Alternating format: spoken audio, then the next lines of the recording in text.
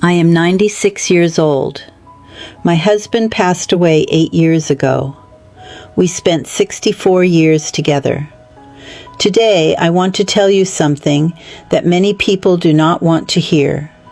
You may very well have married the wrong person. But that does not necessarily mean your marriage is doomed to fail. I married my husband when I was 24. At the time, he was handsome and kind. He had a stable job, and he could always make me laugh. I thought I had found the person I was meant to be with. But less than 3 years into our marriage, I began to question my choice. He always left his dishes in the sink. When I wanted to talk, he stayed silent.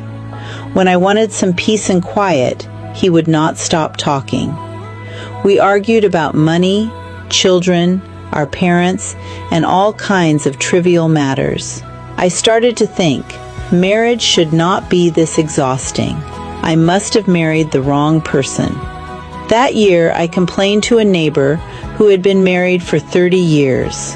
After listening to me, she smiled and said, "Dear, all of us married the wrong person.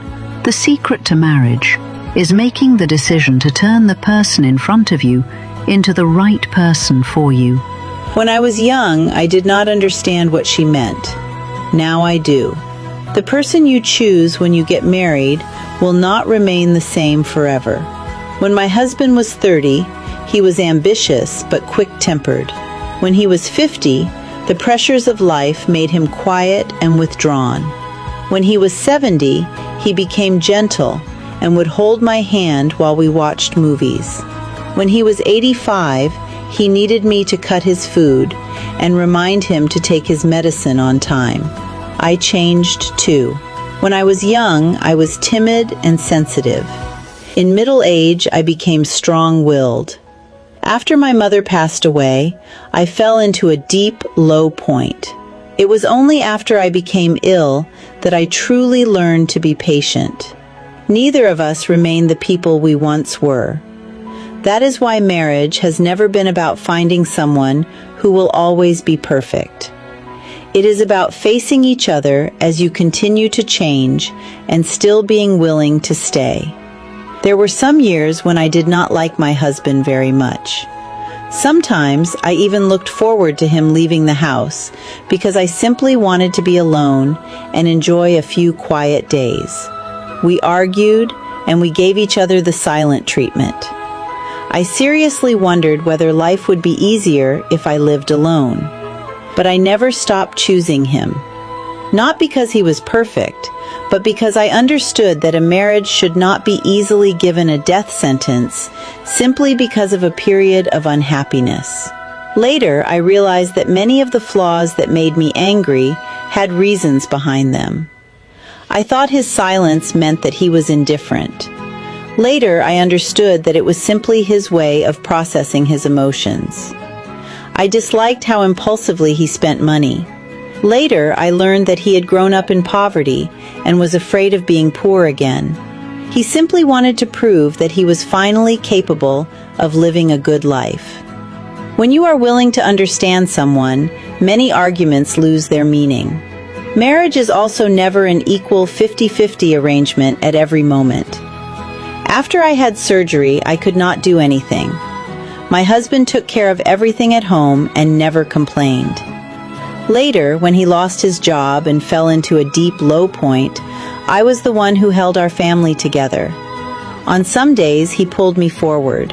On other days, I supported him as he walked. Once you start calculating who has given more, the marriage has already lost. You should not expect your partner to meet every one of your needs either. No one can be your lover, confidant, friend, therapist, parenting expert, and the person who always understands you, all at the same time.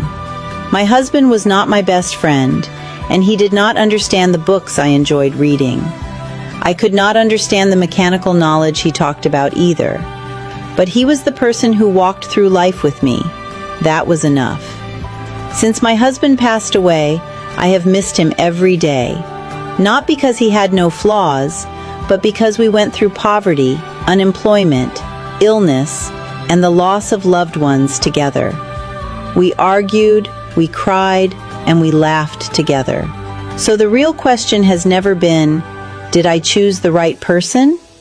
The real question is, when life is no longer romantic and the person in front of me is no longer perfect, am I still willing to keep choosing them? Love is not just a feeling. Love is a decision. It is a decision that you make again every day, even after disappointment, arguments, and exhaustion. I chose my husband for 64 years. If I could live my life all over again, I would still choose him one more time. All my stories come from this set of books. The stories are simple and rich in educational value, making them very suitable for English beginners.